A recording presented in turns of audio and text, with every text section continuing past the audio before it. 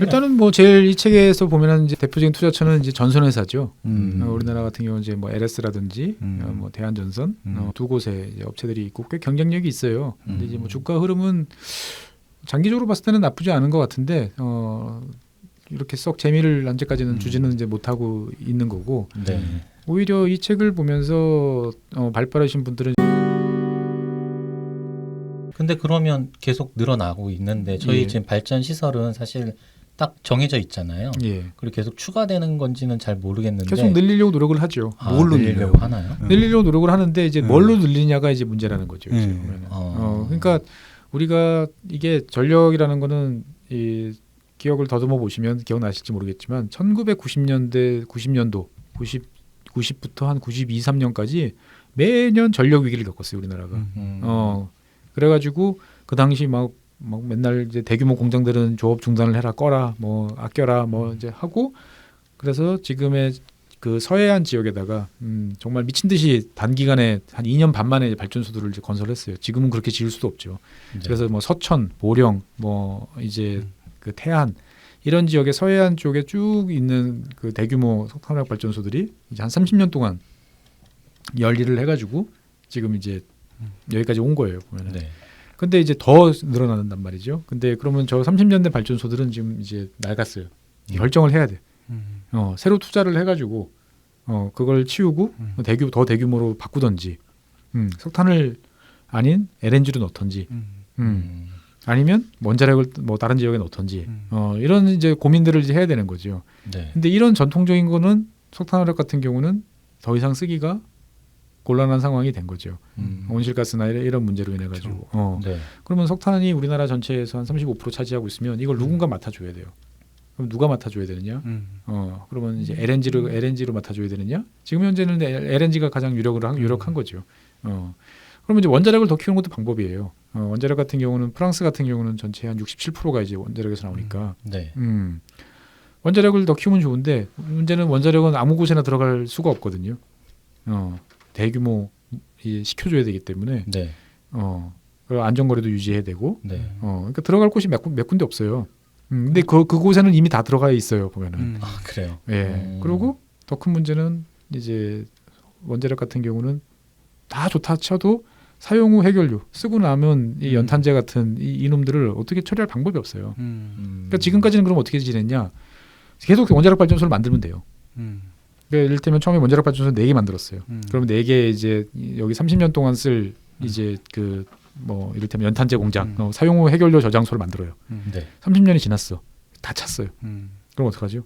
옆에 그 사이에 다시 원자력 발전소 2개가 더 만들어졌어. 그럼 여기 처음에 30년 용량으로 지어놓으면 여기는 텅텅 비어 있잖아요.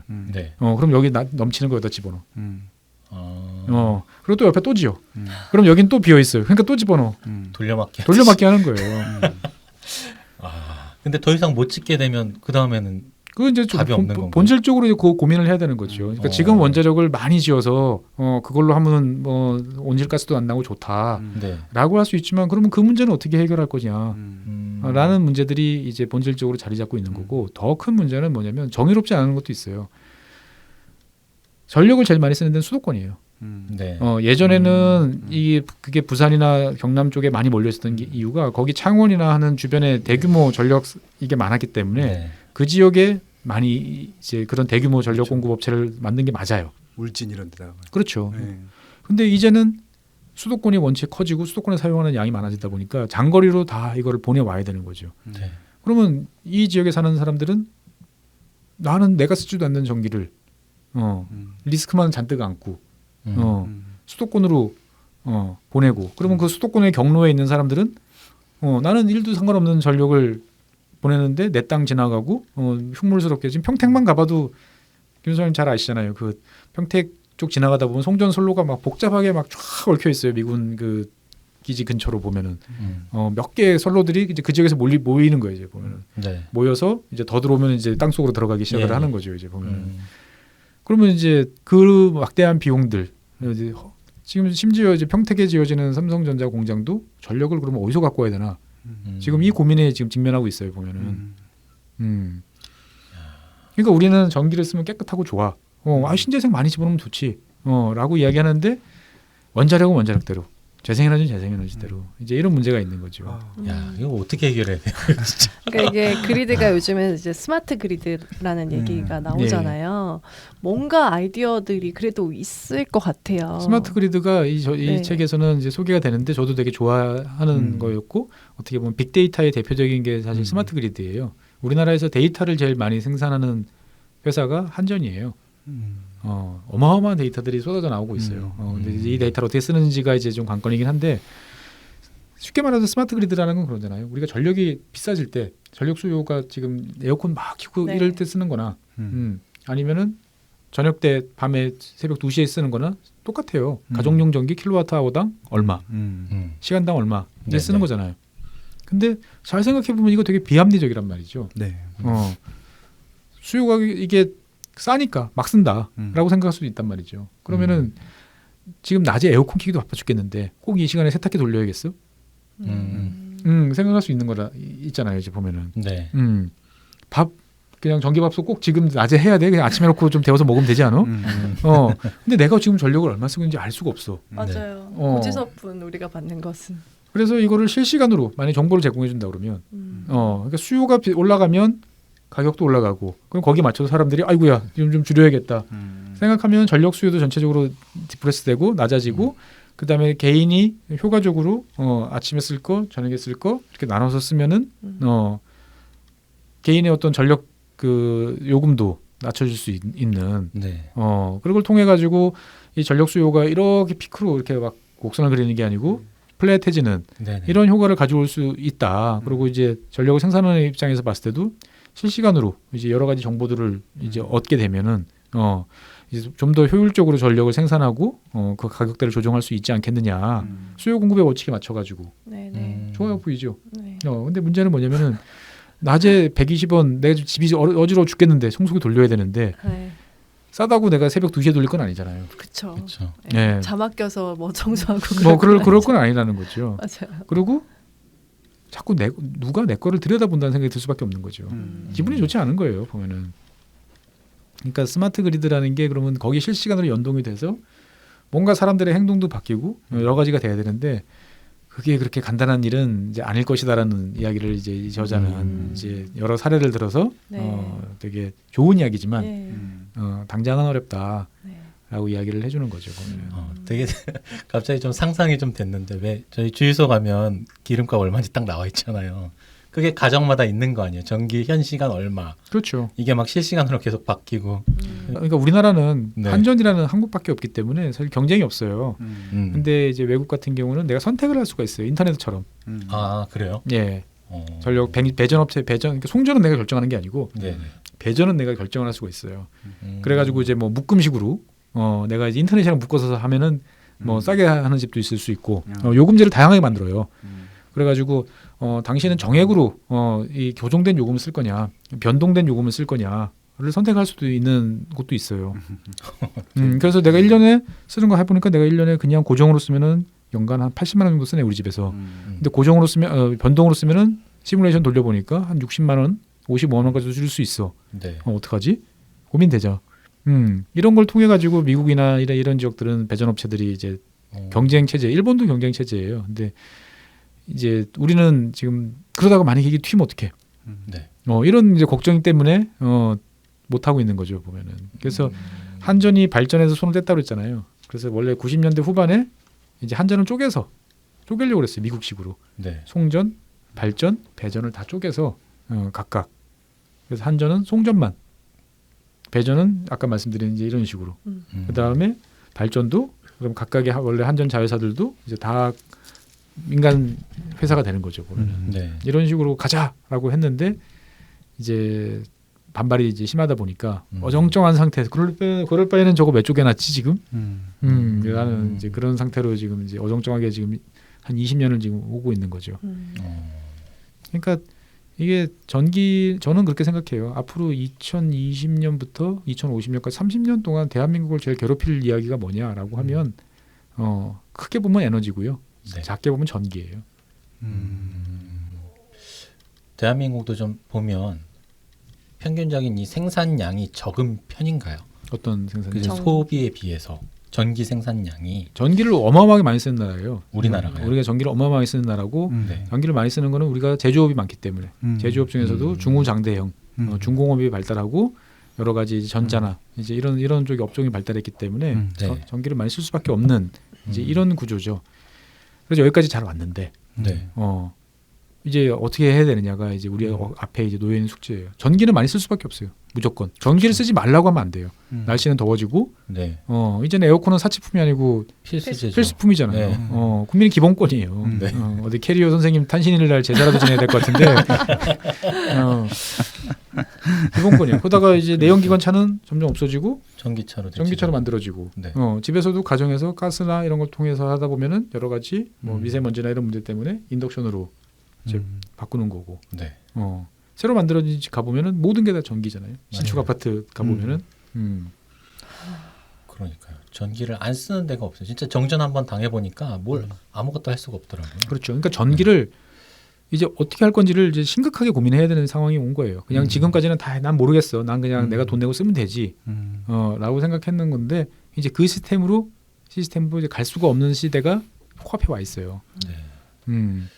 그러니까 이게 이 책을 통해서 뭔가 해결 방법을 결국엔 찾지는 못하겠지만 이게 굉장히 복잡한 문제라는 것을 모두가 아는 것만으로도 굉장히 큰 도움이 그렇죠. 될 것 그러니까 이제 같아요. 이 책은 미국 책이다 보니까 미국 사람들은 나름대로 해결 방식이 있어요. 그러니까 뭐냐면은 기존의 대형 발전소 이런 것들은 여전히 존재 필요하고 이런 것들은 이제 대도시 아니면 산업 현장 이런 데만 연결해 주면 되는 거예요. 네. 그다음에 우리가 생각하는 그 단독주택이 모여 있는 이제 조그마한 동네들 이런 지역들 같은 경우는 동네에서 돈 내서 자기들끼리 그리드 만들면 돼요. 마이크로 그리드.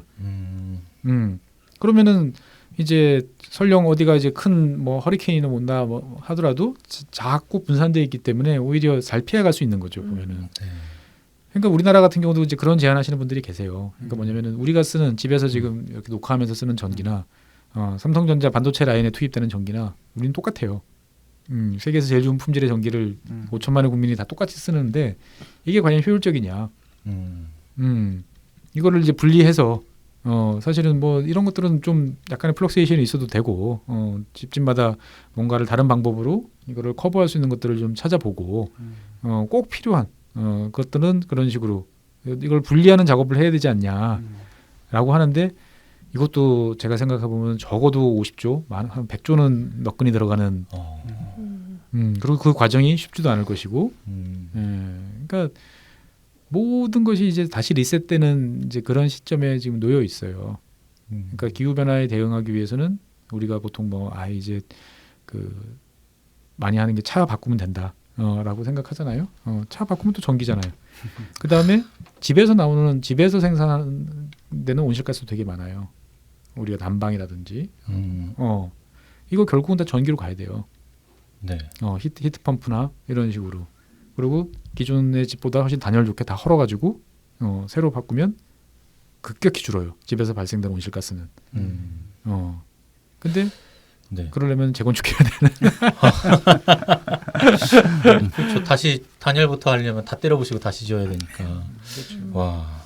그런 문제는 혹시 한국에 없나요? 미국 같은 경우는 그 송전선도 그리드도 되게 오래돼서 노후화돼가지고 발생하는 문제도 심각하잖아요. 그렇죠. 미국은 100년짜리 된 거니까요. 네, 100년 넘은 선로들을 지금도 사용하고 있는 거고 네. 발전소들도 뭐 1950년대, 60년대 많은데 세계에서 가장 반질반질한 라인을 갖고 있는 나라가 우리하고 중국입니다. 보면. 아 그래요. 네. 정말 관리를 잘하고 계시고 열심히 하고 있고 그러니까. 평균 연령 수명으로 따져봐도 한 30년 정도밖에 안 된 거죠. 우리는 기존의 거 계속 교체하고 바꾸고 그래서 전국을 하나로 연결하는 순환망 사업 끝난 지가 이제 한 20년 됐나요? 그러니까 어떻게 보면 세계에서 제일 좋은 망을 가지고 있어요. 기존의 시스템에서는 최적화된. 네. 근데 이게 이제 또 발목을 잡는 거죠. 원체 잘 만들어놨기 때문에 네. 아까 말씀드렸던 신재생 이런 것들이 들어오면 오히려 흔들리기도 쉬운 거죠. 독일처럼 뭐 19세기 만들어 놓고 20세기 만들어 놓고 전쟁 끝나고 난 다음에 자기들끼리 알아서 뚝딱거려 만들었던 망들이 막 누더기처럼 있으면 네. 거긴 그냥 조용히 태양광으로 바뀌어도 원래 그렇게 쓰는 동네니까 별 문제가 없어요. 네. 근데 우리는 이제 그런 시스템이 아니기 때문에 저 산골 끝까지 들어가는 마지막 전봇대까지도 다 한전에서 관리하고 거기까지 보면은 제일 최고 품질의 전기가 들어가는 걸 목표로 해왔던 나라이기 때문에 네. 이거를 이제 어떤 식으로 바꿔나갈 것이냐는 이제 머리가 아파요. A라는 시험 잘 봤는데 갑자기 이제 출제 방침이 이제 완전히 바뀐 거죠. 그런 상황이 되겠네요. 이야. 그래도 또 잘하지 않을까요? 우린 선진국이니까요. 그럼요. 저희도 최준영이 있잖아요. 잘해야 되는데. 네. 네. 들으시면서 진짜 우리 공기 같던 전기가 이렇게 들어왔었고 네. 이런 역사가 있었고 또 앞으로는 또 굉장히 혼란스럽고 또 발전되겠구나라고 많이 아실 것 같아요. 마지막으로 질문. 이 책에 되게 열심히 읽고 하시면서 투자처 같은 것은 번뜩이는 투자처 아이디어. 일단은 뭐 제일 이 책에서 보면은 이제 대표적인 투자처는 이제 전선회사죠. 우리나라 같은 경우는 이제 뭐 LS라든지 뭐 대한전선 이제 두 곳에 이제 업체들이 있고 꽤 경쟁력이 있어요. 근데 이제 뭐 주가 흐름은 장기적으로 봤을 때는 나쁘지 않은 것 같은데 이렇게 썩 재미를 현재까지는 주지는 이제 못하고 있는 거고. 네. 오히려 이 책을 보면서 발빠르신 분들은 이제 구리에 이제 집어넣어서 돈을 잘 버셨던 분들도 계시고 왜냐하면 어차피 전기라는 거는 우리가 뭐 IT가 아무리 발전해도 결국은 다 전기잖아요. 그 속에 들어갈 수밖에 없는 건 구리예요.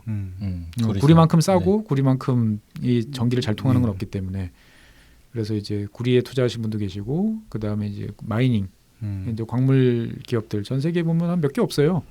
이제 뭐 리오틴토라든지 이제 몇 개 업체에다가 이제 묻어놓고 장기적으로 간다. 뭐 얼마 전에 이제 국제에너지기구 IEA에서 나온 보고서에서도 이런 전기와 관련되는 광물질은 뭐 4배 이상 필요할 거다라고 하니까 뭐 전기만 신경 쓰지 마시고 차라리 그런 쪽에서 관심을 두시는 게 좋지 않을까 생각됩니다. 어떤 질문에도 그러니까요. 네, 좀 너무 이렇게, 신기해서 네. 웃음이 나왔어요. 네. 그래서 아까 정리하려다가 맞다 투자처를 내가 여쭤보려고 했었지 이러고 정리하다가 말았는데요. 오늘 박사님 나와주셔서 정말 또 너무 뜻깊은 시간이었고요. 저희는 진짜 너무 만날 때마다 너무 기쁩니다. 네, 놀랍기도 하고 네. 어떻게 저런 걸 다 아시지? 도대체 본업이랑 부업이랑 경계가 있으시긴 한 건가 생각이 들어요. 지금 지구본 연구소는 어떤가요? 지구본 연구소는 이제 제대로 시작한 지가 이제 한 5달? 네. 5, 6, 7, 한 5달 정도 됐고 현재 한 12만 한 6천 명 와. 정도 되고 처음에 시작했을 때는 오픈빨이 좀 받아가지고 이제 조회수 한 뭐 15만, 와. 20만 하다가 요즘에는 한 10만 내외 정도. 대단하십니다. 네. 또 이 방송 나오게 되면 또 이제 구독자가 또 늘지 않을까. 네. 정말 신기해요. 뭘 물어봐도 박사님이셔가지고. 아무튼 오늘도 또 저희 최준영 박사님 모셔가지고 그리드 전기에 대한 이야기 들어봤는데요. 너무 재밌었어요. 참 네. 이렇게 제 관심 분야가 전혀 아니었는데도 듣기만 해도 너무 재밌다. 그런 말씀을 생각 듣고 많이 책을 사셨다가 이제 후회하시는 일이 생깁니다. 제가 차마 최준영 박사님보다 책이 더 재밌다고는 말을 못하는 네, 오늘 정말 너무 유익한 시간이었고요. 네. 방송 듣는 분들도 이런 위기들이 또 있구나, 또 이런 기회들이 있구나라는 걸 좀 아시는 그런 시간이 됐을 거라 생각합니다. 오늘 너무 감사합니다, 박사님. 네, 수고하셨습니다. 감사합니다. 고맙습니다. 감사합니다. 네.